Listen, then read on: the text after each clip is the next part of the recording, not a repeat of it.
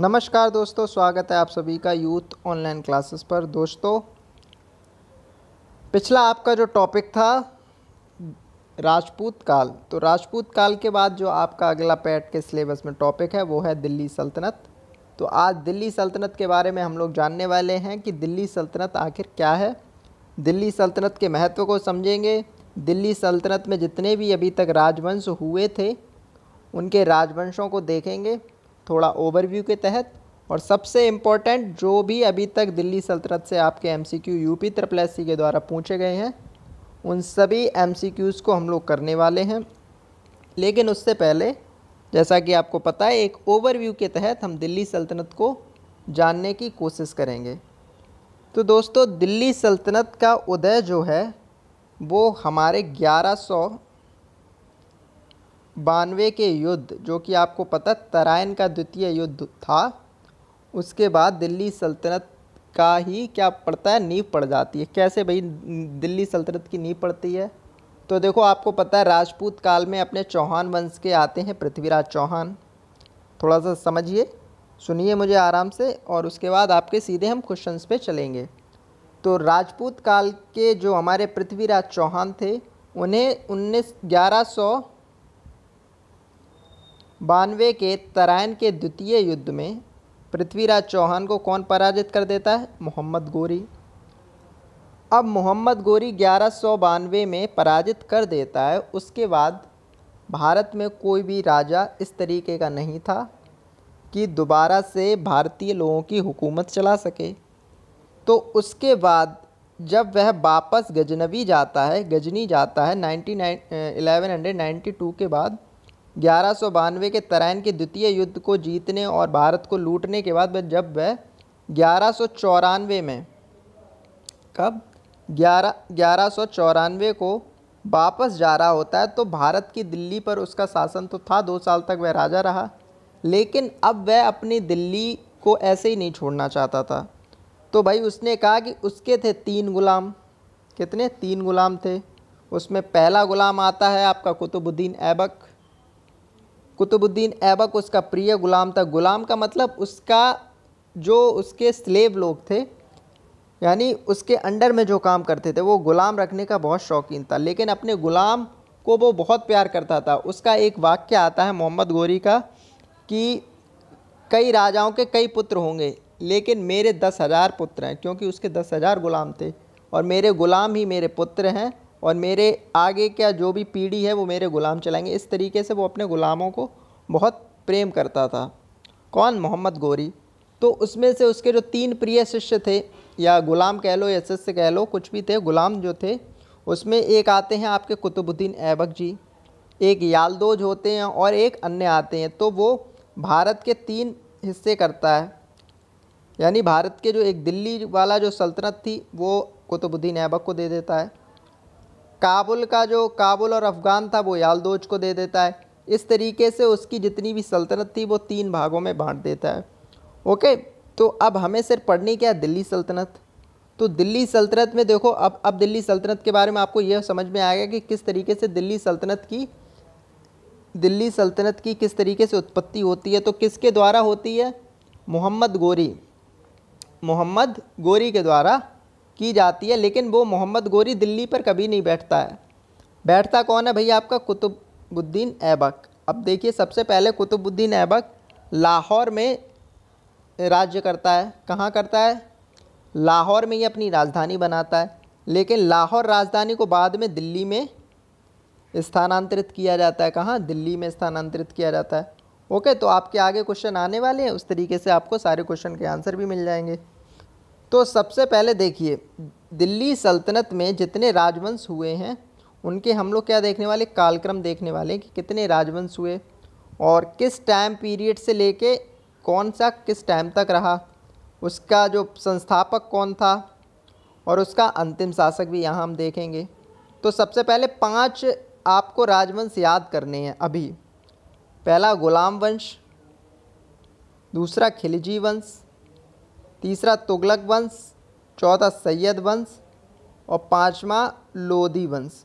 Okay, तो मेरे साथ बोलिए आप लोग 5 बार: गुलाम, खिलजी, तुगलक, सैयद, लोधी। क्या क्या? गुलाम खिलजी, तुगलक, सैयद लोदी। गुलाम खिलजी, तुगलक, सैयद लोदी। इसको आप 5-6 बार बोलिए, आपको याद हो जाएगा। फिर भी अगर ट्रिक चाहिए आपको तो G K T S L इस तरीके से याद कर लो, GKTSL। लेकिन गुलाम खिलजी, तुगलक, सैयद लोदी इस तरीके से आपको अच्छे से याद हो जाएगा।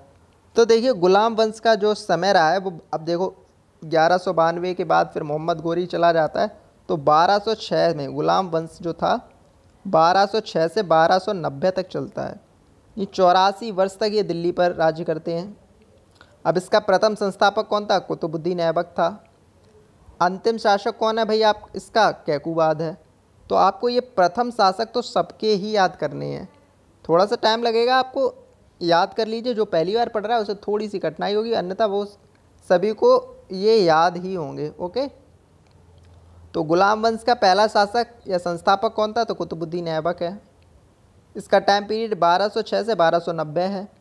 इसके बाद आपका खिलजी वंश आता है। इसका संस्थापक कौन है? जलालुद्दीन खिलजी है। कौन है भाई? जलालुद्दीन खिलजी है। और इसका टाइम पीरियड है 1290 से 1320। इसके बाद तुगलक वंश आता है 1320 से 1398। इसका संस्थापक गयासुद्दीन तुगलक है। कौन है? गयासुद्दीन तुगलक। अब सबसे इम्पोर्टेंट यहाँ से एक क्वेश्चन बनता है कि दिल्ली सल्तनत का कौन सा ऐसा जो वंश था, यानी कौन सी डायनेस्टी थी, 5 डायनेस्टी में से कौन सी ऐसी डायनेस्टी थी जो लॉन्ग टर्म यानी लॉन्ग पीरियड तक दिल्ली पर राज करती है? सबसे ज़्यादा शासन करने वाली कौन सी डायनेस्टी थी? तो आपकी तुगलक वंश है।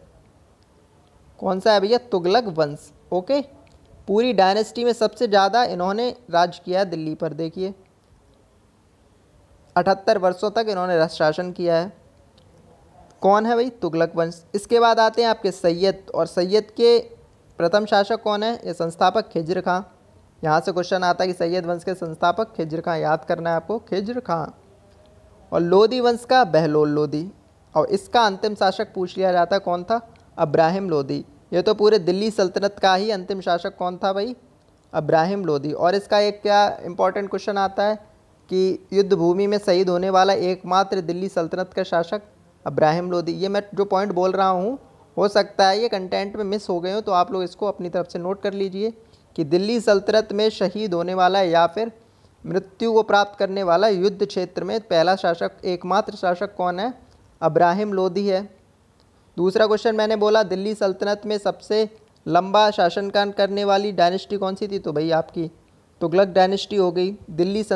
दिल्ली सल्तनत का संस्थापक कौन है? तो आपका गुलाम वंश है। ओके, और दूसरा खिलजी वंश का संस्थापक जलालुद्दीन। यहाँ से तो क्वेश्चन बनते ही आपके, तो ये आपको पाँचों इस तरीके से याद करने हैं। और इनका टाइम पीरियड आ जाता है तो थोड़ा सा टाइम पीरियड पे भी इनके नज़र डाल लेना आपको। ओके, और इसके बाद अब्राहिम लोदी अंतिम शासन पूछ लेता है। तो चलते हैं अब हम लोग क्वेश्चन की तरफ, और यहाँ से आपकी जो थ्योरी बनेगी वो मैं करा दूँगा।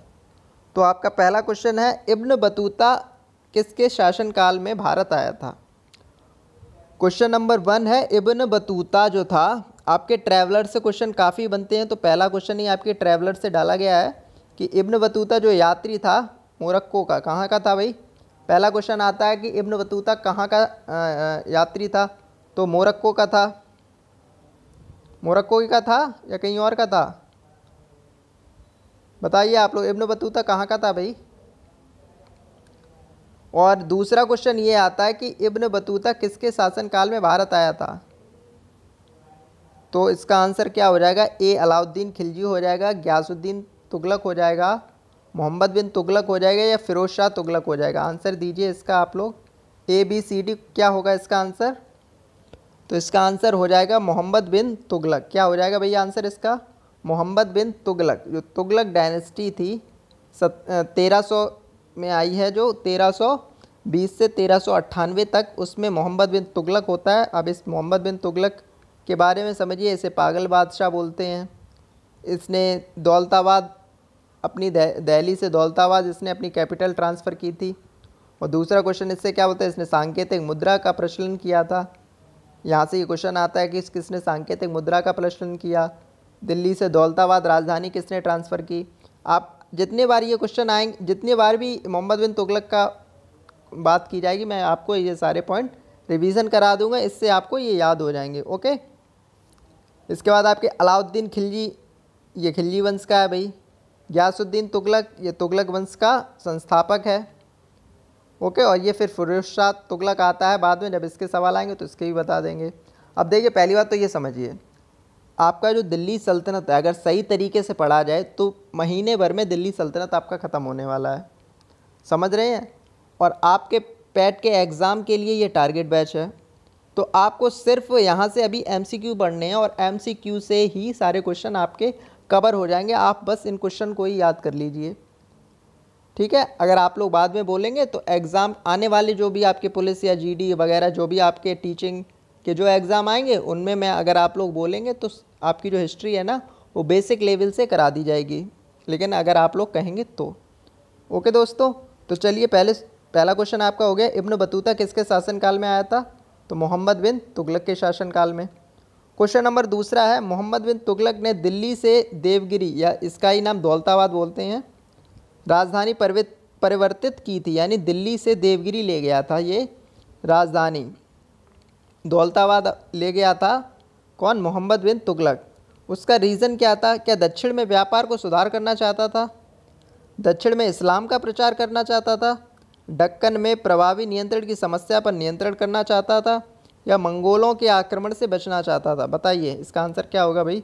ABCD क्या होगा इसका आंसर? सटीक आंसर क्या हो सकता है इसका? तो चलो मैं बताता हूँ, इसका आंसर डी हो जाएगा। मंगोलों के आक्रमण से ये बचाव करना चाहता था, क्योंकि उस समय मंगोलों ने काफ़ी आक्रमण किया था। चंगेज खां जो था वो गुलाम वंश के शासनकाल के दौरान चंगेज खां था, और उस समय पूरी दुनिया उससे कांपती थी। तो उन्हीं में से थे मंगोल। उसके बाद भी कई मंगोल जो थे वो भारत पर आक्रमण कर रहे थे बार बार, लेकिन सक्सेस नहीं हो रहे थे। उन्हीं की बचाव के लिए इसने सोचा, मोहम्मद बिन तुगलक ने, क्यों ना मैं दिल्ली से देवगिरी, यानी जो दक्षिण भारत में दौलताबाद पड़ता है, वहाँ पे अपनी राजधानी को ट्रांसफ़र कर लूँ। तो 2 क्वेश्चन हो गए आपके, अच्छे से आपको समझ आ गया होगा। अगले क्वेश्चन पे चलते हैं, तीसरे नंबर के। किस प्रसिद्ध संगीतकार ने तबले का आविष्कार किया? ये क्वेश्चन तो बार बार आता है और आपका यही लेवल के अनुसार आपका ये क्वेश्चन बनने वाला है। किस प्रसिद्ध संगीतकार ने तबले का आविष्कार किया? भैया बताइए। क्या तानसेन महोदय हैं, मिर्ज़ा गालिब हैं, आमिर खुसरो हैं, या फ़ियाज़ मोहम्मद फैज भाई हैं? बताइए कौन है? ABCD। थोड़ा सा 5 सेकंड मिलेंगे आपको हर क्वेश्चन के, थोड़ा सा सोचने के लिए। जो मेरे दोस्त ऑनलाइन देख रहे हैं उनके लिए भी, और जो बाद में ऑफलाइन देखने वाले हैं उनको भी 5 सेकंड मिलेंगे, ताकि आप प्रत्येक क्वेश्चन पे थोड़ा सा विचार करेंगे तो आपके माइंड में प्रेशर जाएगा, और उसके बाद आपको ये क्वेश्चन अगर नहीं याद है तो याद हो जाएगा, और याद है तो याद तो आ ही जाएगा। तो बताइए किस प्रसिद्ध संगीतकार ने तबले का आविष्कार किया? तानसेन, मिर्ज़ा गालिब, आमिर खुसरो, या फ़ियाज़ मोहम्मद? तो सभी को इसका आंसर पता है, आमिर खुसरो ने तबले का आविष्कार किया है। ओके, आमिर खुसरो ने। क्वेश्चन नंबर 4 है, रजिया सुल्तान के पतन का महत्वपूर्ण कारण क्या था? अब भाई रजिया सुल्तान पे बात करते हैं, थोड़ा आमिर खुसरो पे बात कर लें। क्या कोई बता सकता है आमिर खुसरो को किस दूसरे नाम से बुलाया जाता है? तो आमिर खुसरो को तोता ए हिंद बोलते। क्या बोलते भाई? तोता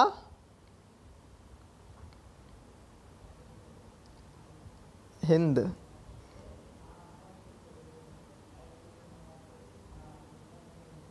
तोता ए हिंद बोलते हैं, या तूती ए हिंद बोलते हैं। अब दोस्तों ये बहुत बड़े लेखक थे, इन्हें पोइट्री भी आती है, म्यूजिशियन भी हैं, और इन्होंने, सबसे इम्पोर्टेंट एक क्वेश्चन आता है कि दिल्ली सल्तनत के 8 राजाओं का शासनकाल किसने देखा? आगे क्वेश्चन आपका बनेगा, दिल्ली सल्तनत के 8 राजाओं का शासन किसने देखा? तो आपके आमिर खुसरो हैं। ओके, अब चलते हैं अपने चौथे क्वेश्चन पे। रजिया सुल्तान जो कि एकमात्र दिल्ली सल्तनत की फर्स्ट एंड लास्ट बोलते हैं जो मुस्लिम महिला शासिका थी, क्वेश्चन ये बनता है आपका, एकमात्र मुस्लिम महिला शासिका दिल्ली सल्तनत की कौन थी? तो भाई रजिया सुल्तान थी। ये तो पहला क्वेश्चन हो गया। लेकिन रजिया सुल्तान का जो पतन हो जाता है, रजिया सुल्तान का जो पतन हो जाता है उसका सबसे महत्वपूर्ण कारण क्या है? ओके, आपको सबसे इम्पॉर्टेंट फैक्ट बताना है कि रजिया सुल्तान का जो डिग्रेशन हो गया उसका सबसे महत्वपूर्ण जो कारण था वो क्या था? क्या उसका स्त्री होना था? वह कुशल प्रशासिका नहीं थी? सेना का विद्रोह था? रजिया द्वारा गैर तुर्कों को अधिक महत्व देना था? बताइए इसका ABCD इसका आंसर क्या है। बहुत इंपॉर्टेंट क्वेश्चन है आपका, वन लाइनर में आपका बिल्कुल बन सकता है इसका क्वेश्चन। तो बताइए ABCD, रजिया सुल्तान के पतन का महत्वपूर्ण कारण क्या है भाई। अब देखिए, वह कुशल प्रशासिका नहीं थी, ये तो सरासर गलत है, क्योंकि उस समय के जो बर्नी इतिहासकार हैं उन्होंने कहा है कि यदि रजिया सुल्तान पुरुष होती तो भारत के इतिहास में सबसे अच्छी शासका या शासक बनती। तो इससे आप समझ सकते हैं कि उसके जो पतन का महत्वपूर्ण कारण क्या है भाई, उसका स्त्री होना। ये भारत का दुर्भाग्य है, ये रजिया सुल्तान का दुर्भाग्य था कि वह एक स्त्री थी। ओके, तो इसका आंसर 1 हो जाएगा। अगला क्वेश्चन चलते हैं 5 पे। चलिए कोई बात नहीं, 6 पे चलते हैं। क्वेश्चन नंबर यहाँ पे चेंज हो गया है। वे दो वंशज कौन थे जिन्होंने खिलजी शासकों से तत्काल पहले और बाद में शासन किया था। अब देखिए क्वेश्चन आपका देखो इस तरीके से बनता है कि भाई जो बोलते हैं कि भाई कालक्रम से सवाल नहीं बन सकता, तो देखिए ऐसे बन गया भाई क्वेश्चन, और ये आया हुआ क्वेश्चन है। इसमें आप जब तक आपको दिल्ली सल्तनत के कालक्रम नहीं पता होंगे आप नहीं बता सकते। सीधे सीधे वो कालक्रम पूछ रहा है भाई कौन कौन से राजवंश किस किस तरीके से एक शेड्यूल में बता दीजिए कि दिल्ली सल्तनत में बने हैं। तो वे दो राजवंश पूछ रहा है जिसमें खिलजी शासकों से एक तो पहले थे यानी खिलजी यानी के, और एक ये पहला वाला पूछ रहा है और एक बाद वाला पूछ रहा है। आप बता दीजिए आप कौन कौन से थे। क्या गुलाम और लोधी थे। अब मैंने क्या बताया था, जी के और टी, गुलाम खिलजी तुगलक सैयद और लोधी, उसके बाद एस और एल आएगी आपकी, GKT SL। तो अब देखिए GKT तो पहले तो गुलाम हो गया, लेकिन उसके बाद खिलजी, फिर क्या आना चाहिए तुगलक यानी टी आनी चाहिए, तो लोधी है, ये गलत हो गया। सैयद बिल्कुल नहीं है भाई, लोधी ये भी नहीं होगा, तुगलक और लोधी ये भी नहीं होगा, क्या होगा भाई गुलाम और तुगलक। बिल्कुल आपका आंसर बिल्कुल सबका सही है, सी हो जाएगा इसका, गुलाम और तुगलक, यानी गुलाम खिलजी तुगलक सैयद लोधी। अब एक चीज़ और आपको बता दूं, गुलाम वंश को ही इसका दूसरा नाम आ जाता है अलवरी वंश, क्योंकि इसके जो शासक थे कौन, इल्तुतमिश, जो वास्तविक संस्थापक माना जाता है दिल्ली सल्तनत का, वो अलवरी वंश का था, इसलिए इस वंश को अलवरी वंश भी बोलते हैं। ओके, अगला क्वेश्चन चलते हैं। आमिर खुसरो थे क्या कवि थे, इतिहासकार थे या संगीतज्ञ थे। तो भाई ये तीनों थे। कौन थे भाई, ये तीनों थे। बहुत इंपॉर्टेंट क्वेश्चन है, थोड़ा जल्दी देखो, अगर थोड़ा वीडियो अगर बड़ा हो जाए तो आप लोग भागना नहीं, पहली बात तो ये है, क्योंकि एक ही वीडियो में अगर आपको सारे MCQ और क्वेश्चन प्लस थ्योरी सब कुछ आपको एक ही वीडियो में चाहिए है, वो भी दिल्ली सल्तनत जैसे बड़े टॉपिक की, तो थोड़ा पेशेंस आपको भी रखना है। पैट में 10 मार्क्स की बात है भाई। ओके, कितने मार्क्स की, 10 मार्क्स की बात है, तो थोड़ा सा पेशेंस आपको भी रखना है और वीडियो को अंत तक देखना है मेरे साथ। तो चलिए, अब वैसे भी आपको सिर्फ क्वेश्चन से ही बात हो रही है, इसके अलावा तो आपको ना तो कोई फालतू क्वेश्चन है और ना ही कोई फालतू बात हो रही है। तो चलिए 8 नंबर क्वेश्चन पे आप चलिए और जल्दी जल्दी इसके आंसर देते जाइए। निम्नलिखित में से किस शासक ने सिंचाई तथा लोक निर्माण कार्य पर पर्याप्त ध्यान दिया था। अब इसमें आता है कि दिल्ली सल्तनत का पहला ऐसा शासक कौन था जिसने सिंचाई, नहर व्यवस्था, इस पर पर्याप्त ध्यान दिया है। क्या मोहम्मद बिन तुगलक है भैया आपका, अलाउद्दीन खिलजी है, फिरोज तुगलक है या गियासुद्दीन तुगलक है। बताइए कौन है भाई इसमें। शासन की सिंचाई तथा लोक निर्माण कार्य पर पर्याप्त ध्यान दिया। लोक निर्माण कार्य पर, लोक निर्माण का मतलब समझ रहे हैं आप, गरीबों के लिए घर बनाना वगैरह वगैरह, अस्पताल बनाना, धर्मशालाएं बनाना, ये तो लोक निर्माण हो गया। और सिंचाई के लिए नहरों की व्यवस्था कराना। तो भैया आपका कौन है भाई, फिरोज तुगलक है, याद रखना फिरोज तुगलक। क्वेश्चन नंबर 9 है, किसके शासनकाल में प्रसिद्ध मंगोल चंगेज खान ने भगोड़े ख्वारिज्म के राजकुमार जलालुद्दीन की खोज में भारत की सीमा पर आक्रमण किया था। अब इसके पीछे बहुत बड़ी स्टोरी है, वो बताने का समय नहीं है, इसका सिर्फ आप आंसर बताइए कि किसका पीछा करता हुआ। ये तो दिया गया है कि ख्वारिज्म का पीछा करता हुआ, जलालुद्दीन का पीछा करता हुआ जो ख्वारिज्म का राजकुमार था चंगेज खान, बहुत बड़ा आतताई था चंगेज खान, उस समय इसके नाम से पूरी दुनिया कांपती थी। किसके शासनकाल में भारत की सीमा तक आ गया था, किसके शासनकाल में भारत की सीमा तक आ जाता है।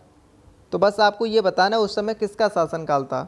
क्या अलाउद्दीन खिलजी हैं, बलबन हैं, इल्तुतमिश हैं या मोहम्मद बिन तुगलक है? कोई बता सकता है इसका answer A B C D? तो मैं बताता हूँ, इसका आंसर है इल्तुतमिश। उस समय इल्तुतमिश चंगेज़ खां से भागता हुआ जो राजकुमार है ये जलालुद्दीन, ये इसकी शरण में आ जाता है। बोलता है मुझे चंगेज़ खां से बचा लो। इल्तुतमिश कहता है भाई किससे बचा लो? चंगेज़ खां से, दिमाग ख़राब है, भागो यहाँ से। तो ये भगा देता है और अब इस तरीके से ये पूरे भारत देश की रक्षा कर लेता है।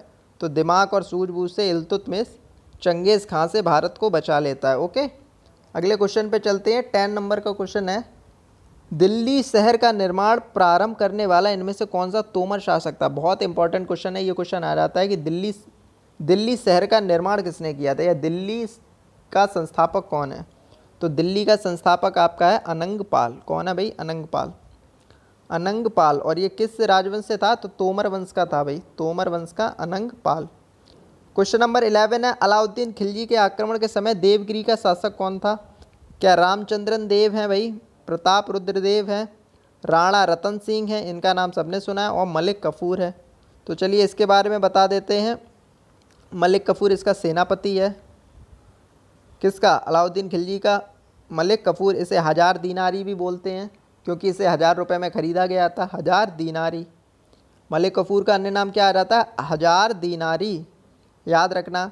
इसके बाद राणा रतन सिंह, ये पद्मावती वाले हैं, इनसे इसका आक्रमण होता है। और इसका जो आंसर होगा वो क्या हो जाएगा? रामचंद्रन देव। यानी अलाउद्दीन खिलजी ने जब देवगिरी पर आक्रमण किया उस समय वहाँ के शासक कौन थे? रामचंद्र देव थे। जिसको भी वीडियो थोड़ी सी क्वेश्चन ब्लर नज़र आ रहे हो वो अपनी क्वालिटी बढ़ा ले, साफ नज़र आएगा। ओके, क्वेश्चन नंबर 12 पे चलते हैं। निम्नलिखित में से किसने पंजाब के लिए कुतुबुद्दीन ऐबक से संघर्ष किया था? अब देखिए, कुतुबुद्दीन ऐबक से संघर्ष किया तो भाई इसका आंसर क्या हो जाएगा? इख्तियारुद्दीन है, नासिरुद्दीन कुबाचा हैं या फिर यालदोज है? अब मैंने बताया मोहम्मद गोरी के 2 प्रिय शिष्य थे। अब उनमें से एक था भाई कुतुबुद्दीन ऐबक और एक आपका यालदोज आ जाता है, एलदोज बोल दो इसे। तो इन दोनों में संघर्ष होता है। वो कहता है मुझे भी पंजाब का शासक बनना है, मुझे भी बनना है।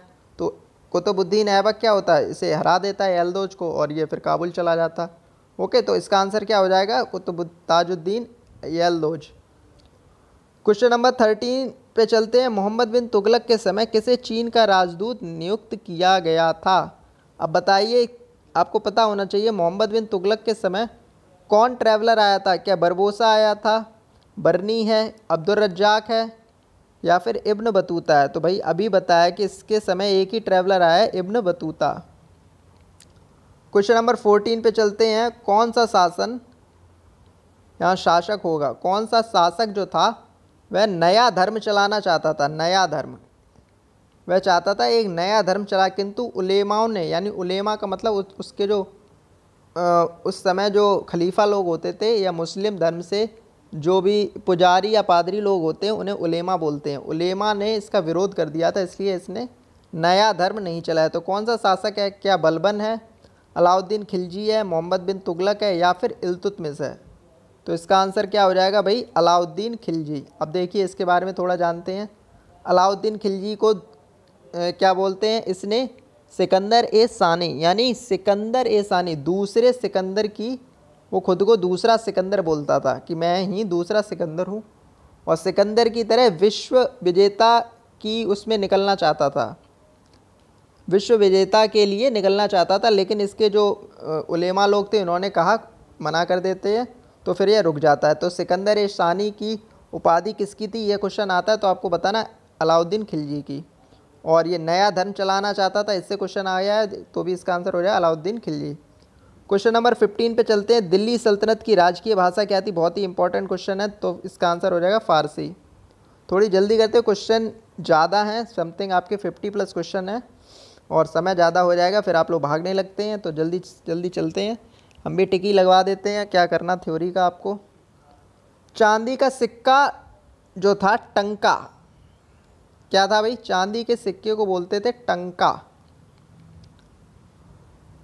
तो वह किसके शासनकाल में चलाया गया था? यानी टंका जो था, चांदी का सिक्का जिस उसे टंका बोलते हैं, किसने चलवाया था भाई? कुतुबुद्दीन ऐबक ने चलवाया, इल्तुतमिश ने चलवाया, बहराम खान ने चलवाया या फिर बलबन ने चलाया?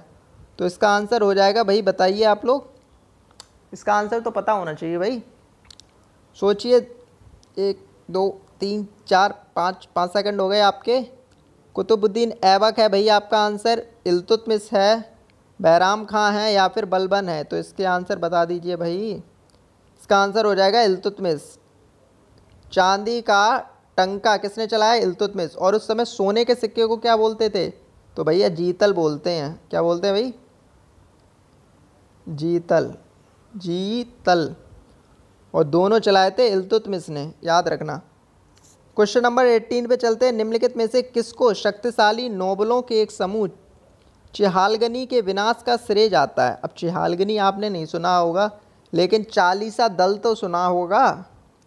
चालीसा दल, अब ये चालीसा दल, पहले तो देखो चालीसा दल से क्वेश्चन समझो।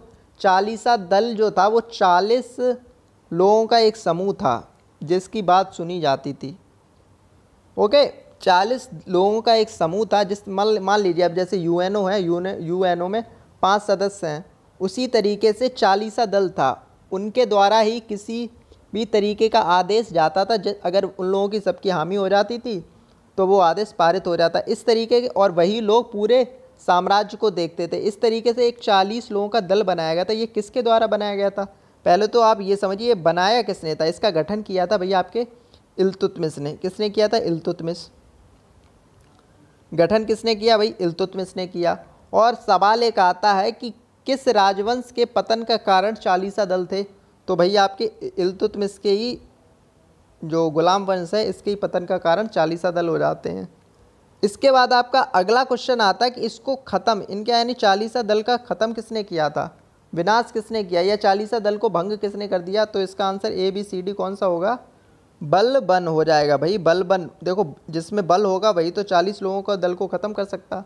तो याद रखना, इसकी स्थापना यानी चालीसा दल का गठन किया था इल्तुतमिश ने, और इसके विनाश किया था आपके बलबन ने। ओके दोस्तों, एक क्वेश्चन यहाँ से और आता है, इल्तुतमिश ने किस प्रथा का स्थापना की थी? तो इक्ता प्रथा। किसकी भैया? इक्ता। ये क्वेश्चन बहुत आएगा आपका, आ भी सकता है। इक्ता प्रथा, इक्ता, इक्तादारी, इक्ता व्यवस्था बोलते हैं। तो अगर इससे क्वेश्चन आपका आगे आया तो मैं समझा दूंगा इक्ता प्रथा क्या थी। अभी आपको इतना याद रखना है, इक्तादारी इल्तुतमिश, आई से इक्तादारी, आई से इल्तुतमिश। और चहलगानी प्रथा यानी चहलगानी का श्रेय किसे जाता है? तो इल्तुतमिश को। विनाश किसने किया? तो विनाश से बलबन। ओके, क्वेश्चन नंबर 19 पे चलते हैं। किस राजवंश के सुल्तानों ने सबसे अधिक समय तक देश में राज्य किया? अब देखो मैंने जो क्वेश्चन शुरू में आपको बताया था थ्योरी में, वही क्वेश्चन आ गया। अब इसमें राजवंश पूछा, सुल्तानों ने सबसे अधिक समय तक देश में शासन किया, कौन सा है भाई? क्या खिलजी वंश है, लोधी वंश है, तुगलक वंश है या दास वंश है? दास वंश भी आता का तो आप समझ जाना चाहिए ये गुलाम वंश की बात कर रहे हैं। दास वंश, गुलाम वंश, अलवरी वंश, तीनों से आता है ये आपका दास वंश। ओके, दास वंश का स्लेव डायनेस्टी, इंग्लिश में स्लेव डायनेस्टी बोलते हैं, तो इंग्लिश में तो एक ही हो गया, हिंदी में भाई गुलाम बोलो, दास बोलो और बोलो। ठीक है, तो इसका आंसर बता दीजिए आप लोग जल्दी से। 19 का आंसर क्या हो सकता है भाई? क्या खिलजी वंश है, लोधी वंश है, तुगलक वंश है, दास वंश है? तो इसका आंसर हो जाएगा तुगलक वंश। मैंने बताया था तुगलक डायनेस्टी जो थी वो सबसे अधिक समय तक भारत देश पे शासन करने वाली डायनेस्टी रही है। क्वेश्चन नंबर 20 है, फिरोज तुगलक द्वारा स्थापित दार उल सफ़ा क्या था? ये बहुत इंपॉर्टेंट क्वेश्चन है, और किसी ना किसी आप प्रैक्टिस सेट लगाएंगे या एग्ज़ाम देंगे तो उसमें ये टपक पड़ता है। तो बताइए, जो दारुल सफ़ा, पहले तो ये देखिए दारुल सफ़ा किसने शुरू किया था भाई? फिरोज तुगलक ने। काफ़ी अच्छा शासक रहा है ये दिल्ली सल्तनत का। और फिरोज तुगलक ने ही ब्राह्मणों पर जजिया कर लगाया था। ये सवाल बहुत आता है भाई, ब्राह्मणों पर जजिया कर किसने लगाना शुरू किया था? तो भाई आपके फिरोज तुगलक। जजिया कर का मतलब समझ रहे हैं? तीर्थ यात्रा कर कोई जजिया कर बोलते हैं। तो किसने लगाया भाई? फिरोज तुगलक ने। अब ये बताइए दारुल सफ़ा क्या है? क्या एक दानशाला है, एक खैराती अस्पताल है, एक पुस्तकालय है, या तीर्थयात्रियों के लिए एक अतिथि गृह है? बताइए दारुल सफ़ा। तो भाई इसका आंसर हो जाएगा एक खैराती अस्पताल। अस्पताल को दारुल सफ़ा बोलते हैं। अगला क्वेश्चन देखिए, दिल्ली सल्तनत के किस सुल्तान ने ब्राह्मणों पर भी जजिया कर लगाया? अभी बताया मैंने, क्या है इसका आंसर भाई? फिरोज तुगलक। क्या हो जाएगा भाई? दिल्ली सल्तनत के शासकों ने ब्राह्मणों पर भी जजिया कर लगाया, यानी सर्वप्रथम ब्राह्मणों पर जजिया कर लगाने वाला कौन था भाई? फिरोज तुगलक। तुर्कान ए चहलगानी, अभी बताइए ये कौन थे? तो 40 तुर्क अमीरों का एक समूह था। 40 तुर्क अमीरों का एक समूह था। क्या था भाई? बी इसका आंसर हो जाएगा। 40 तुर्क समूह का, 40 तुर्क अमीरों का एक समूह। अमीर मतलब जो अमीर लोग थे, मतलब उस समय उन्हीं को बोला जाता था। 40 तुर्क लोगों का एक समूह जो उस समय सेठ हुआ करते थे या जिनकी वैल्यूज़ ज़्यादा होती थी, वो 40 लोग। क्वेश्चन नंबर 23 है, निम्नलिखित में से किसको दूसरा सिकंदर माना जाता है? इसने सिकंदर ए सानी की उपाधि धारण की थी। भैया आपके देखो, मैं थ्योरी के साथ आपको क्वेश्चन बता रहा हूँ और वही क्वेश्चन आपके आगे बन रहे हैं, तो आप लोग इसके आंसर दीजिए जल्दी से। क्या जलालुद्दीन खिलजी है, मुबारक खिलजी है, खुसरो खान है या अलाउद्दीन खिलजी है? भैया ABCD में से जल्दी आंसर दे दीजिए। सिकंदर ए सानी की उपाधि किसने धारण की? दूसरा सिकंदर किसने कहा, या किसने यह कहा कि मैं एक नया धर्म शुरू करना चाहता हूँ, लेकिन उलेमाओं ने उन्हें रोक लिया? तो इस तरीके से जो सवाल बनने वाले हैं भाई भाई बता दीजिए भाई कौन है भाई। तो इसके आंसर हो जाएंगे अलाउद्दीन खिलजी। ABCD यानी अलाउद्दीन खिलजी। क्वेश्चन नंबर 24 है, निम्नलिखित में से दिल्ली का अंतिम सुल्तान कौन था? यानी दिल्ली सल्तनत का अंतिम सुल्तान कौन है भाई? बताइए। क्या दौलत खान लोधी है, राणा संगा है, इब्राहिम लोधी है या सिकंदर लोधी है? तो भाई आपको पता होना चाहिए ये कौन सा है। इसका सभी को आंसर पता है, बिल्कुल सबके सही है। इब्राहिम लोधी। क्या है भाई इसका आंसर? इब्राहिम लोधी। और इब्राहिम लोधी एकमात्र ऐसा राजा है या शासक हुआ है उस समय दिल्ली सल्तनत का जो युद्ध भूमि में मारा जाता है, वरना सबके नेचुरल डेथ होती है, ये युद्ध भूमि में मारा जाता है। और कौन मारता है भाई? क्या कोई बता सकता है कौन इसकी हत्या करता है? किसके साथ इसका युद्ध होता है? बताइए जल्दी, कमेंट करके बताइए। हाँ तो बिल्कुल पानीपत के प्रथम युद्ध में, पानीपत का जो प्रथम युद्ध था, पानीपत का प्रथम युद्ध, इसमें बाबर के द्वारा इसकी हत्या कर दी जाती है।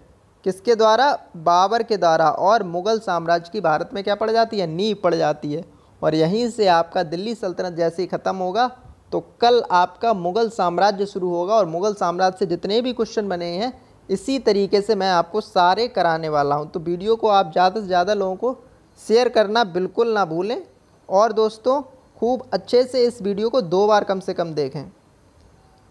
क्वेश्चन नंबर 25 है, इनमें से कौन 8 दिल्ली सल्तनतों के शासन का साक्षी रहा है? मैंने देखो शुरू में आपको बताया था कौन ऐसा था जिसने दिल्ली के 8 सल्तनतों के शासनकाल का साक्षी रहा, यानी दिल्ली सल्तनत के जो 8 सुल्तान हुए हैं उनका शासन देखा है। क्या अलाउद्दीन खिलजी ने देखा है, नसीरुद्दीन खुसरो ने देखा, गयासुद्दीन तुगलक ने देखा, आमिर खुसरो ने देखा? अब इसके कूट दिए गए हैं तो टेबल के माध्यम से आपको बताना फर्स्ट थर्ड एंड फोर्थ है, सेकंड फोर्थ है, और या फिर ये सभी हैं 1 2 3 4, या फिर केवल थर्ड है। तो आप बताइए थर्ड केवल कौन है भाई? आमिर खुसरो, अमीर खुसरो हैं भाई। कौन है? तबले के वादक, तूती ए हिंद, सितार वादक, वाद्य यंत्रों के निर्माता, इतने सारे इनसे सवाल बन जाते हैं आमिर खुसरो से। ओके दोस्तों, और 8 ये इंपॉर्टेंट क्वेश्चन है, 8 राजाओं का इन्होंने शासनकाल देखा था अमीर खुसरो ने। अगला क्वेश्चन है, इनमें से कौन सा सुल्तान चौगान खेलते समय मारा गया था? चौगान का मतलब होता है पोलो। और इसका आंसर तो भाई सभी को पता है, जल्दी से बता दीजिए क्या है भाई इसका आंसर? क्या इल्तुतमिश है, अलाउद्दीन खिलजी हैं, मोहम्मद बिन तुगलक हैं या फिर कुतुबुद्दीन ऐबक हैं? तो इसका आंसर बिल्कुल सही कुतुबुद्दीन ऐबक। कौन है इसके आंसर? कुतुबुद्दीन ऐबक चौगान खेलते समय घोड़े से गिर जाता है, जिसके कारण इसकी क्या हो जाती है? मृत्यु हो जाती है। और इसके बाद जो शासन करता है वो कौन होता है भाई? इल्तुतमिश, जो कि कौन था? कुतुबुद्दीन ऐबक का भी गुलाम था इल्तुतमिश। और कुतुबुद्दीन ऐबक किसका गुलाम था? मोहम्मद गोरी का। और मोहम्मद गोरी का गुलाम कौन है भाई? इल्तुतमिश। तो आप समझ रहे हो भारत देश गुलामों का भी गुलाम रहा है, इतनी बुरी स्थिति आ गई थी भारत देश की। तो याद रखना, इसीलिए इस जो गुलाम वंश है इसको गुलाम डायनेस्टी बोलते हैं, क्योंकि इसमें सब गुलामों ने ही शासन किया है। क्वेश्चन नंबर 27 पे चलते हैं। 13वीं सदी में बख्तियार खिलजी बख्तियार खिलजी ने बंगाल के किस राजा को पराजित किया? मैं अगर क्वेश्चन नहीं दिख रहा है तो मैं बोल रहा हूँ, आप समझ लीजिए क्वेश्चन क्या है कि 13वीं सदी में बख्तियार खिलजी बंगाल के किस राजा को पराजित करता है? तो भाई बताइए, क्या महिपाल को करता है, लक्ष्मण सेन को कर रहा है, शशांक को कर रहा है और ग्रहवर्मन को कर रहा है? देखो, बख्तियार खिलजी जो था, अलाउद्दीन खिलजी के 4 प्रमुख सेनापति थे, उनमें से एक आपका आता है बख्तियार खिलजी। कौन आता है भाई? बख्तियार खिलजी। और 1000 दीनारी कौन बोला जाता है? अब देखो मेरा उससे नाम स्लिप हो रहा है, क्या बोलता है, कोई कमेंट करके बताएगा? 1000 दीनारी तो उसको भी बोलते हैं और बख्तियार खिलजी को बोलते हैं। और इसके बाद बख्तियार खिलजी से सबसे इम्पोर्टेंट क्वेश्चन बनता है कि भाई बख्तियार खिलजी ने जो नालंदा विश्वविद्यालय था उस समय का, उसको क्या कर दिया था? जला दिया था। तो नालंदा विश्वविद्यालय को किसने जलाया? तो बख्तियार खिलजी ने जला दिया था। और इसका आंसर क्या हो जाएगा? लक्ष्मण सेन। मैंने बताया था कल के वीडियो में, बंगाल के प्रमुख शासन थे सेन वंश के लक्ष्मण सेन। उनके दरबार में कवि थे जयदेव, जिन्होंने क्या लिखा था? गीत गोविंद। और एक धोई नाम के कवि थे। तो इन्हीं महान शासक को इसने पराजित किया था। क्वेश्चन नंबर 28 पे चलते हैं। हाँ बिल्कुल, मलिक कफूर। क्या था भाई? बख्तियार खिलजी और दूसरा कौन आता है? मलिक कफूर आता है। क्वेश्चन नंबर 28 पे चलते हैं। दिल्ली सल्तनत का एकमात्र महिला शासिका कौन थी? तो क्या चांद बीबी हैं, नूर जहाँ हैं, मुमताज़ महल हैं या फिर रजिया सुल्तान है? ABCD कौन है इसके आंसर?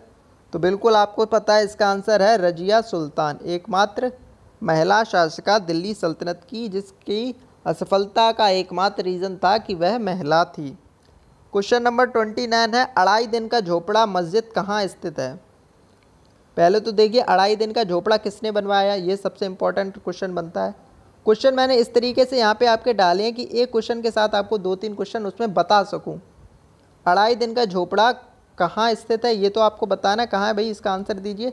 तब तक मैं आपको बताता हूँ, अढ़ाई दिन का झोपड़ा जो है वो कुतुबुद्दीन ऐबक ने बनाया था। अब इसे अढ़ाई दिन का झोपड़ा क्यों बोलते हैं? क्योंकि ये 2.5 दिन में बन के तैयार हो गया। कैसे तैयार हो गया 2.5 दिन में बन के? तो 2.5 दिन में बन के इस तरीके से तैयार हो गया क्योंकि ये जो झोपड़ा था, इससे पहले ये एक विश्वविद्यालय मंदिर था, सॉरी मंदिर नहीं, स्कूल था, यूनिवर्सिटी, माँ सरस्वती विद्यालय करके ये एक विद्यालय था। और उसी को तोड़ फोड़ के उसको रिनोवेट करके 2.5 दिन में एक ये अढ़ाई दिन का झोपड़ा बना देते हैं। और कौन बनाता है भाई?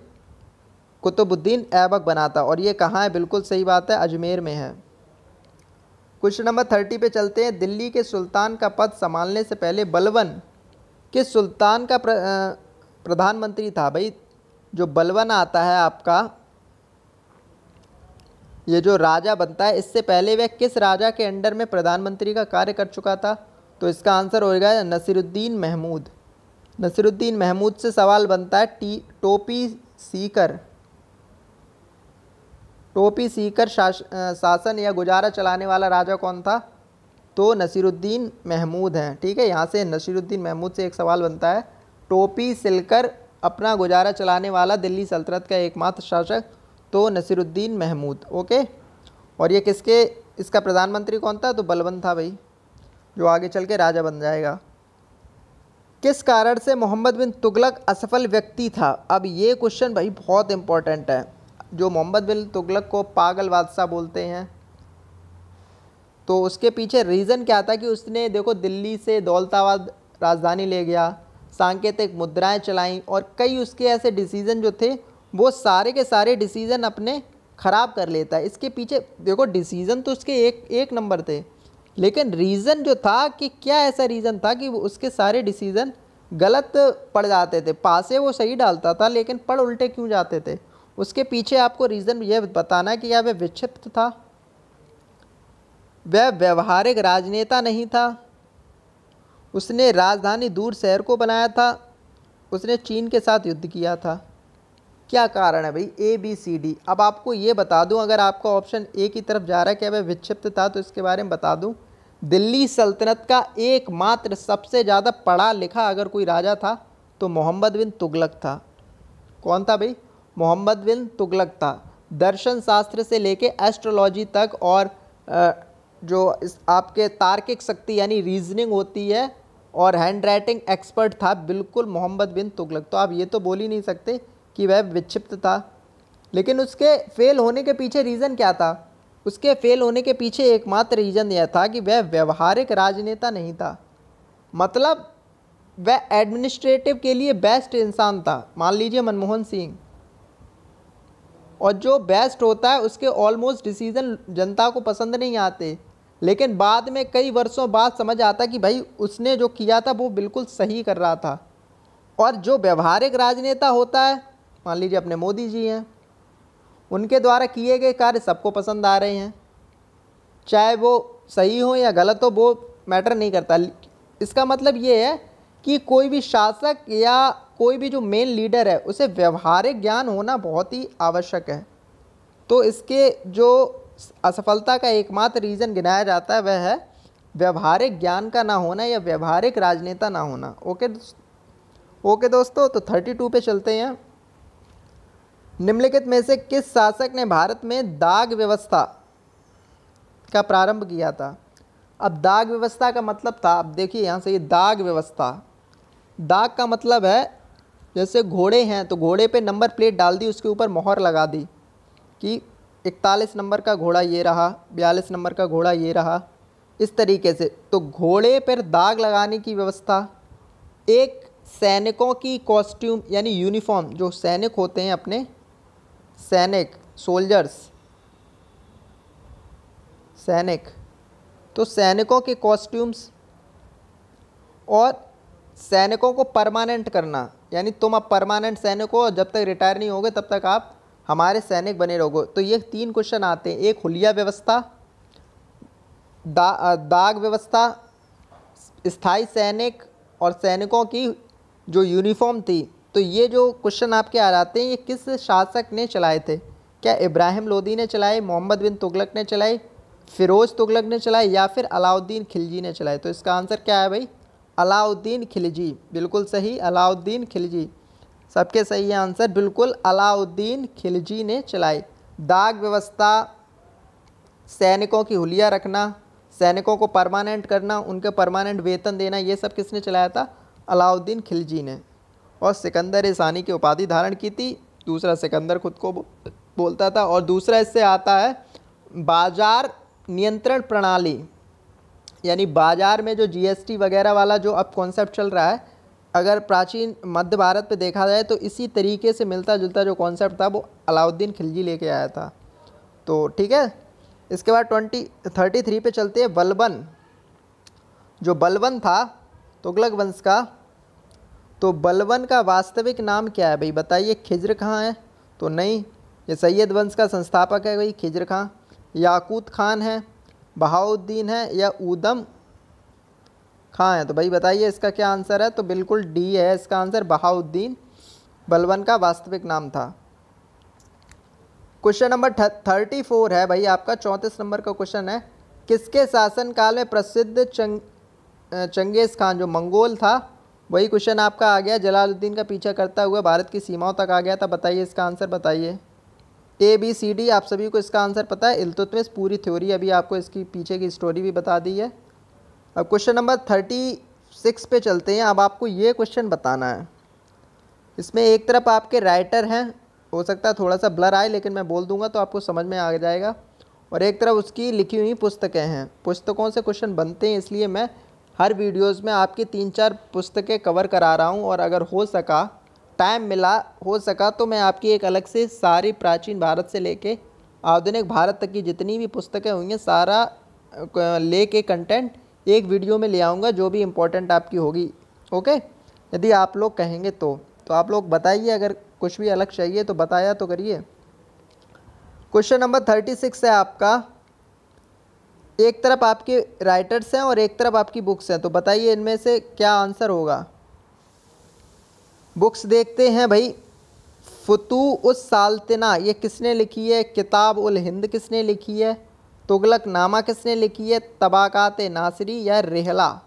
वही बताइए भाई। काफ़ी अच्छी बुक्स हैं जो पूछी जाती हैं, 3 तो पूछी जाती हैं।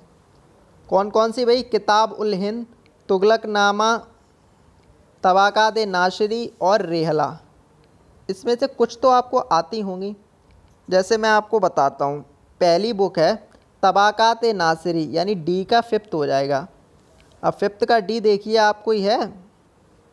हाँ भाई बिल्कुल, फिफ्थ का डी, ये सी हो गया। तो आपको अगर ये बुक पता थी तो ये आंसर हो गया पहला, देखो। और चलो कोई बात नहीं, आपको नहीं पता, अब मैं बताता हूँ। इब्न बतूता की है रेहला, किसी को ये भी पता होगी। कौन सी है? तो फर्स्ट का ई हो गई भाई, बिल्कुल बिल्कुल सही बात है, ई हो गई। और ऊपर की दोनों कट हो गए। अब इन्हीं में से आंसर होगा। अगला देखते हैं, अलबरूनी कौन सी, अलबरूनी ने कौन सी लिखी है?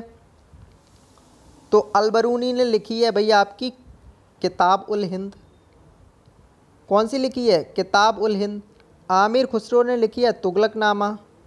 अब इसके बाद एक ही बचती है इसामी, ये आपका फर्स्ट हो जाएगा, फुतूस साल्तनी। तो इसमें से आप नहीं याद कर सकते, पूरी ने मत करिए बिल्कुल, लेकिन इसमें से एक आप रेहला याद करिए, जो बहुत ही इम्पोर्टेंट है। रेहला इब्न बतूता की है। इसके बाद तुगलकनामा आप याद करिए और किताब उल हिंद, तीन तो बिल्कुल याद करिए।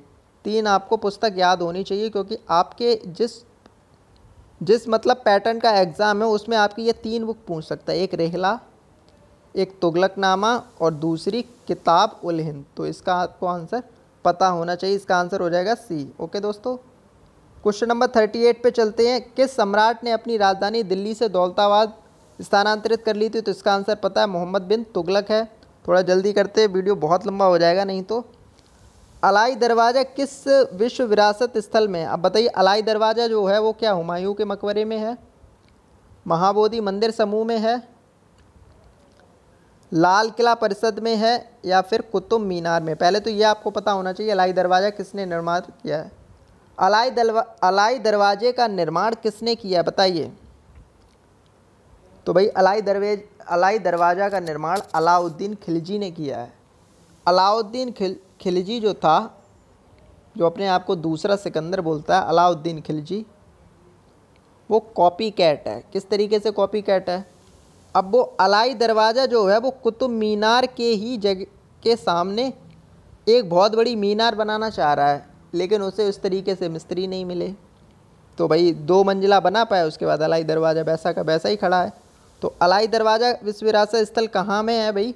तो कुतुब मीनार में ही है। ओके, अलाउद्दीन खिलजी के द्वारा बनाया गया।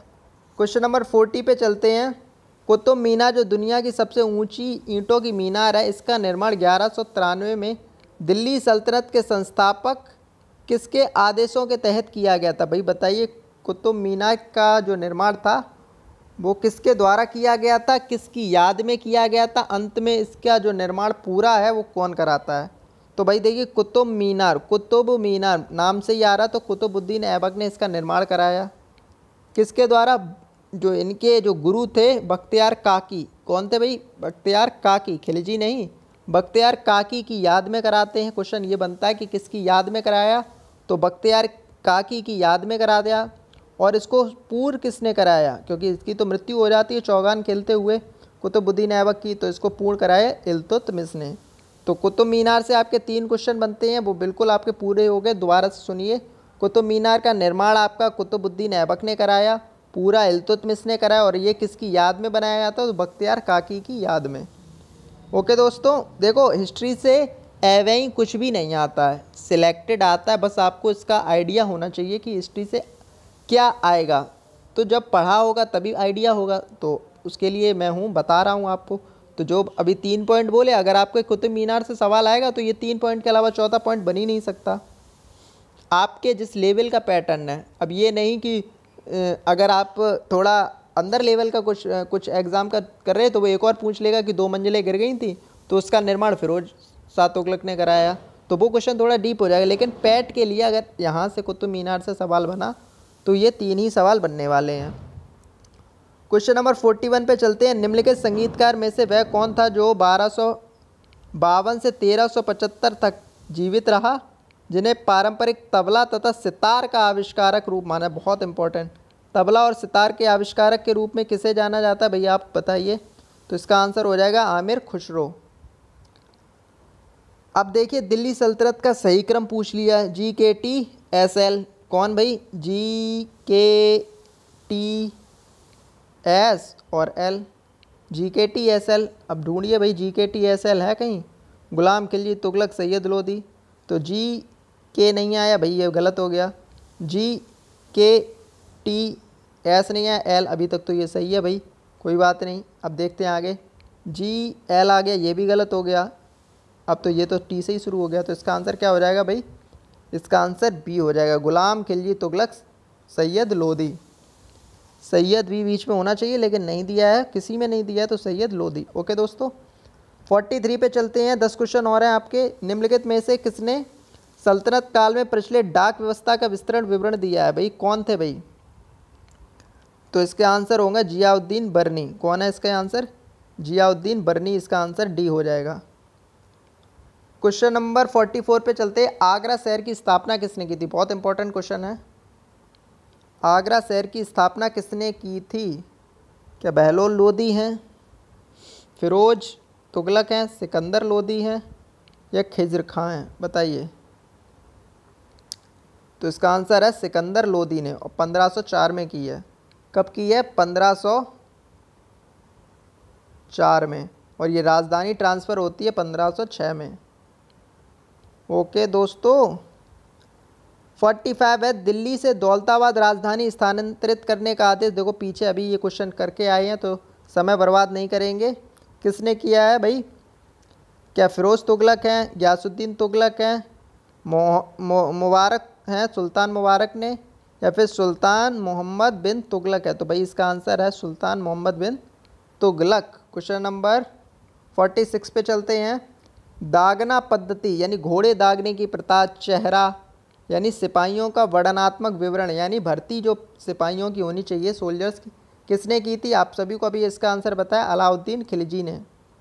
क्वेश्चन नंबर 47 पे चलते हैं। दिल्ली की पहली महिला शासिका कौन थी? तो भाई रजिया सुल्तान थी, ये भी पता है आपको। क्वेश्चन नंबर 48 पे चलते हैं। इनमें से किसने भारत में पारसियों के प्रसिद्ध नैरोज की शुरुआत की? यानी पारसियों का प्रसिद्ध त्यौहार जो है, बहुत इंपॉर्टेंट क्वेश्चन है भाई, सबसे इंपॉर्टेंट क्वेश्चन अभी तक का। अगर किसी एक पर्टिकुलर राजा से जो बनने वाला है, जिसका आंसर मैं इसका बताऊंगा, तो उससे अगर क्वेश्चन बना तो यही बन सकता है कि पारसियों का प्रसिद्ध त्यौहार नौरोज जो था वो किसने शुरू किया? क्या बताइए? बलबन है, फिरोज तुगलक है, इल्तुतमिश, अलाउद्दीन खिलजी। चलिए बताइए जल्दी, मैं आंसर देख रहा हूँ इस बार। 5 सेकंड है आपके पास, जल्दी से बताइए इसका आंसर क्या है? बलबन, फिरोज तुगलक, अलाउद्दीन खिलजी या इल्तुतमिश? भाई जो इंपॉर्टेंट क्वेश्चन है उस पर मैं टाइम दे रहा हूँ आपको कि आप इसका ये आने की प्रबल संभावना है इसके क्वेश्चन की। तो आप बताइए इसका आंसर क्या हो सकता है कि पारसियों के प्रसिद्ध नौरोज जो त्यौहार है इसकी शुरुआत किसने की थी? तो भाई इसका आंसर बिल्कुल सही बलबन हो जाएगा। और देखिए सजदा, वो गाना है ना, सजदा तेरा सजदा। सजदा आपको पता क्या होता है? यानी प्रणाम, जो हम लोग हाथ जोड़ के प्रणाम करते हैं और इनका सिर झुका के जो हाथ को चेहरे के पास ले जाके जो सजदा किया जाता है उसे सजदा बोलते हैं। और दूसरा एक है पाबोश। क्या भाई? पाबोश, पाबोश, पाबोश और सजदा, ये दो प्रथाएं राजा के लिए, यानी कोई भी राजा के सामने आएगा तो सबसे पहले सजदा करेगा, उसके बाद पाबोश यानी ज़मीन पे लेट के उन्हें प्रणाम करेगा। सजदा यानी सर झुका के, और पाबोश यानी पैरों से लेट के, जो पैरों से लेट के जो करेगा। ये दो प्रथाएं किसने शुरू की थी भाई, बता सकते हो कोई? तो ये 2 क्वेश्चन यहाँ से बन जाएंगे आपके बलबन से। 3 क्वेश्चन, एक तो नैरोज त्यौहार से बन जाएगा, दूसरा सजदा और पाबोश से, ये 3 क्वेश्चन बनेंगे। और चौथा मैं बता रहा हूँ, लौह और रक्त की नीति। रक्त नीति कौन सी? लौह और रक्त की नीति किसने अपनाई थी? तो भैया आपके बलबन ने अपनाई थी। तो आप यहाँ से लिख लीजिए, लौह और रक्त की नीति किसने अपनाई? बलबन ने अपनाई। नैरोज त्यौहार किसने चलाया? बलबन ने चलाया। सजदा पाबोश किसने चलाया? बलबन। अब आप अपनी कॉपी उठाइए, उस पर लिखिए बलबन और ये 4 पॉइंट लिख लीजिए। सजदा पाबोश 2 हो गए, नैरोज त्यौहार 3 हो गए, और लौह और रक्त की नीति। ये 4 के अलावा 5वां पॉइंट आपका बन ही नहीं सकता बलबन से। और 2 पॉइंट मैं पहले ही बता चुका हूँ, ये किसका? नसीरुद्दीन महमूद के प्रधानमंत्री था। ओके, अगला क्वेश्चन पे चलते हैं। 49 पे पद्मावत की रचना की गई। पद्मावत की रचना मलिक मोहम्मद जयसी ने की है। बिल्कुल आपको पता है, मलिक मोहम्मद जयसी ने की है।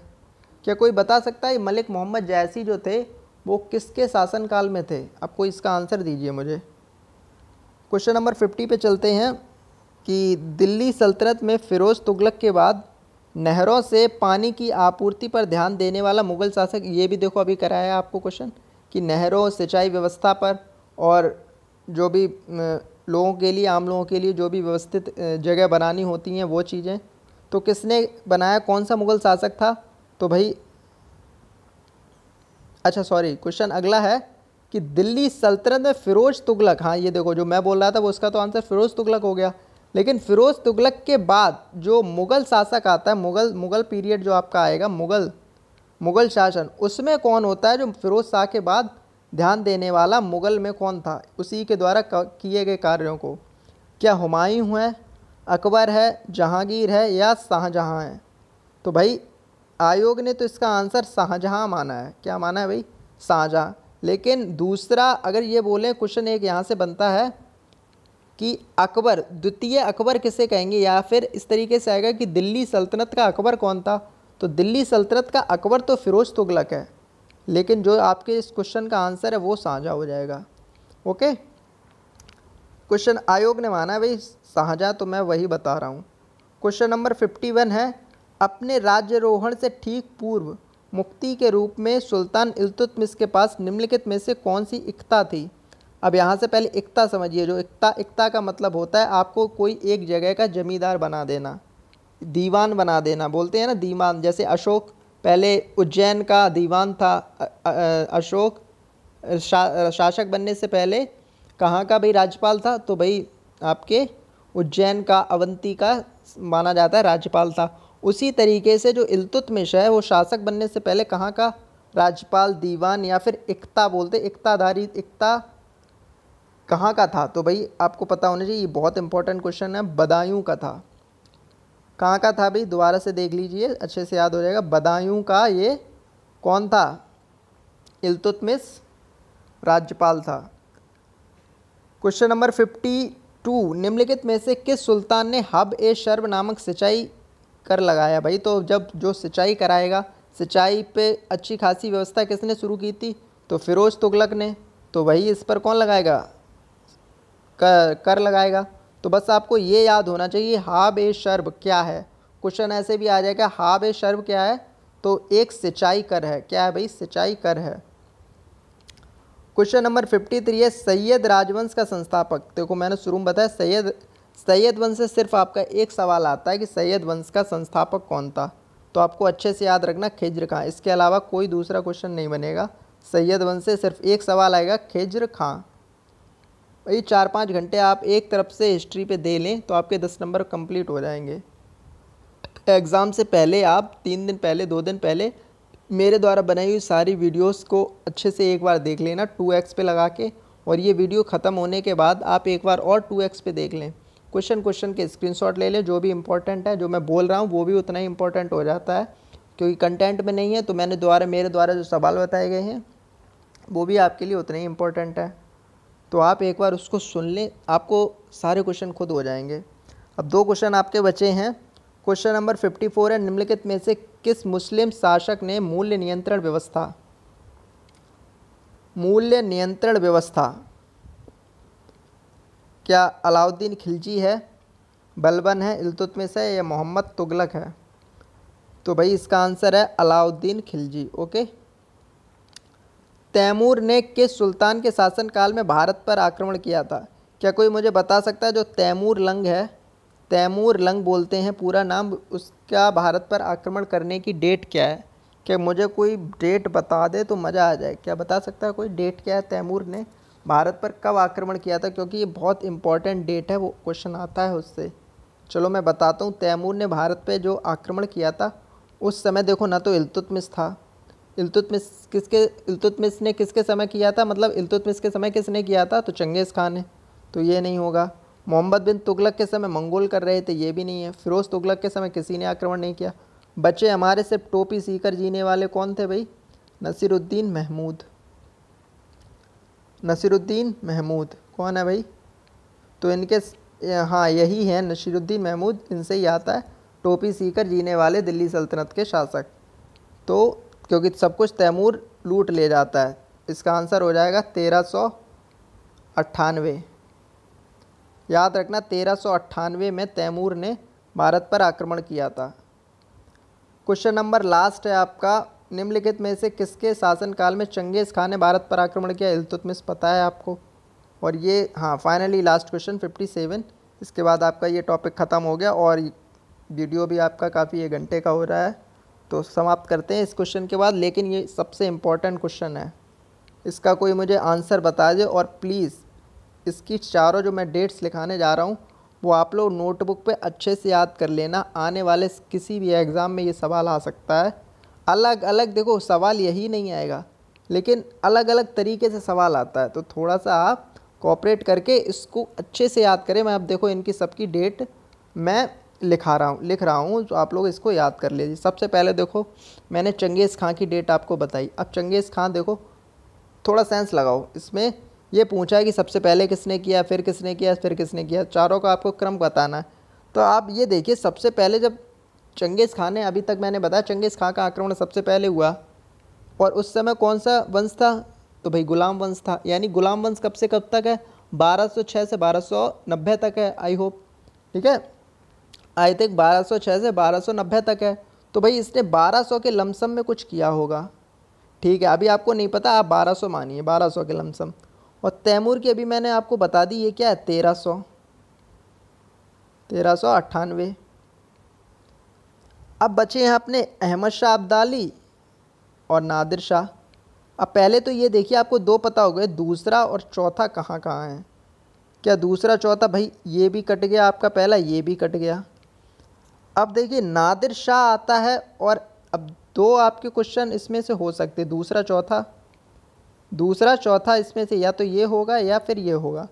अब पहले देखो दूसरा चौथा में तीसरा पहले आया या फिर, यानी अब ये पहले आया नादिर शाह या अहमद शाह अब्दाली। अब आपको तराइन का तृतीय युद्ध याद है किसी को, जो 1761 में हुआ था भाई? उस समय तो अहमद शाह अब्दाली थे, लेकिन नादिर शाह जो है वो 1739। ये देखो इसने कितना क्लोजली पूछा है। इसमें तो देखो 1200 कब का है ये भाई? 1200 कोई बता सकता है? 1221, और ये 1398। ओके, तो ये आपकी होगी डेट। अब देखो अहमद शाह अब्दाली 1761, मराठाओं से इसका युद्ध हुआ। आपके टॉपिक में मराठा हैं, तो उसके मैं जो भी लिमिटेड और इम्पॉर्टेंट क्वेश्चन होंगे मराठा के वही कराऊंगा। ज़्यादा से ज़्यादा टॉप 30 क्वेश्चन मैं आपके मराठा के लेके आऊँगा। ओके, डीप नहीं जाऊँगा, क्योंकि ये देखो दिल्ली सल्तनत था, 5 राजवंशों का है इसमें कालक्रम, और बड़ा टॉपिक है, इसलिए इसमें टाइम थोड़ा लग गया है। तो कोई बात नहीं, आप लोग अच्छे से इसको पढ़ लीजिए। अब देखिए अहमद शाह अब्दाली 1761 में है, नादिर शाह 1739 में, डेट आप अपनी लिख लीजिए। चंगेज़ खां 1221 में आता है, लेकिन भारत पे आक्रमण नहीं करता, गुजर जाता है। और तैमूर लंग, इसकी डेट सबसे इम्पॉर्टेंट है, ये बार बार आती है, 1398। ओके दोस्तों, मैं रफ कर दूँ तो 1761, नादिर शाह हो गया 1739, चंगेज़ खां 1221 और तैमूर आपका 1398। ओके, स्क्रीनशॉट ले लीजिए आप लोग। ओके चलो, अब इसी के साथ वीडियो को ख़त्म करते हैं। तो इसका आंसर क्या हो जाएगा भाई? इसका आंसर आपका सी हो जाएगा, ये बिल्कुल सी आंसर हो जाएगा। तो दोस्तों ये आपके टॉप 57 या 50 प्लस क्वेश्चन आपके हो गए हैं, और मज़ा आया होगा आपको। आज दिल्ली सल्तनत भी आपका देखो ख़त्म हो गया, और कल आपका गुलाम क्या आएगा भाई? मुग़ल पीरियड आएगा, मुग़ल काल के क्वेश्चन कराएंगे। उसके बाद जस्ट मराठा, और उसके बाद भारत पर यूरोपियन का कैसे आक्रमण हुआ सीधा करते हुए अंग्रेज, और फिर महात्मा गांधी, और हमारे जो भी स्वतंत्रता सेनानियों से सवाल बने हैं वो मैं 2 वीडियोज़ में लाऊंगा। और सारे आपके 5 तारीख से पहले, 5 या 6 अक्टूबर से पहले मैं आपकी पूरी हिस्ट्री कंप्लीट करा दूंगा। उसके बाद आपका काम सिर्फ इतना है कि मेरे द्वारा जितने भी 12, 13, 15 वीडियो बने हुए होंगे, आपको बार बार 2x पे लगा के देखने हैं, यदि आप सच में चाहते हैं हिस्ट्री में आप अच्छा स्कोर कर पाएँ। और दोस्तों मेरी मेहनत अगर अच्छी लगी हो तो प्लीज़ वीडियो को ज़्यादा से ज़्यादा शेयर करें, और लोगों को भी पहुंचाएं जिन्हें इसकी ज़रूरत है।